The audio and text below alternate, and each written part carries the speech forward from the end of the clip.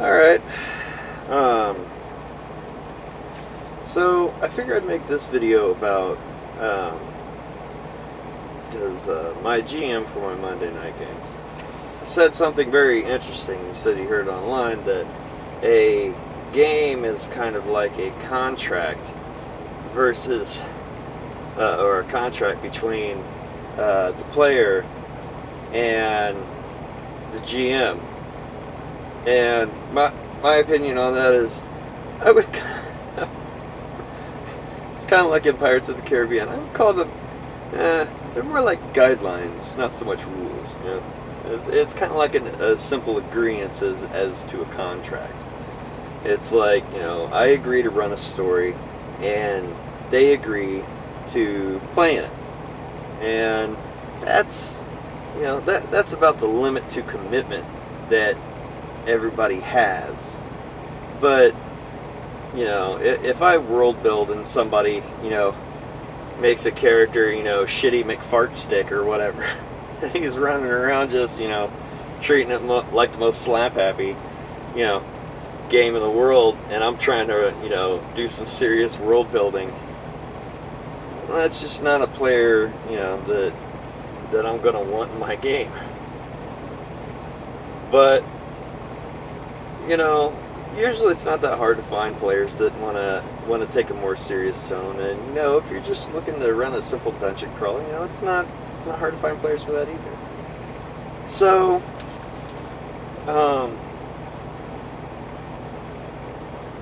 in my opinion, especially if you're trying to tell a story, you know, world building and all the fun work that goes with that, the best I could say that you're shooting for is kind of like, shall we say, a destination that the players got to that you are okay with them being at the end of your story. Because you're not writing a book, technically. It's like, otherwise, you might as well be playing the characters as well as running the story. I mean, you know, solo games. But, you know, each player is going to bring something. You know, whether they think they're a stock player or not, they're going to bring something to your game that, you know, adds something. Some personality aspect or whatever.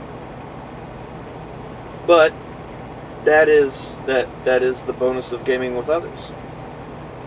You find different people, and different people do different things, and, you know, you could have, you know, 10 different players, put them in the same situation, and have 10 totally different outcomes. And then you get into the dynamic of how people, you know, bounce ideas off of each other.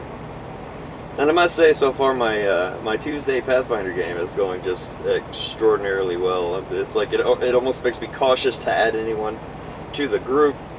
And I do have a slot or two open, but it does make me cautious to add anybody to the group, because the group dynamic as it sits right now is just so damn good. But, you know, that's my opinion on it, is that to try to control, you know, with like steely hands where your game is going to go, the best you could do is kind of usher it in a certain direction. And, you know, if your players want to take that road, then that's fine. But I've been in too many plot hallways to call it a good idea, because it's not. It's just write a book.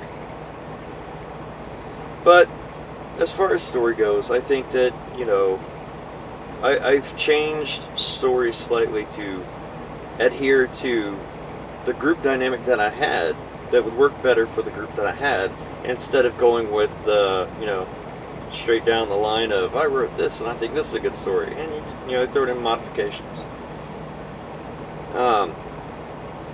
But, you know, I don't know, trying to escape my narcissism and my need to ramble.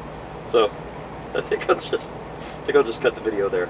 So that's my takeaway. I don't think it's a contract. I just think it's a simple, agreement between the GM and the players. So above all else, have fun,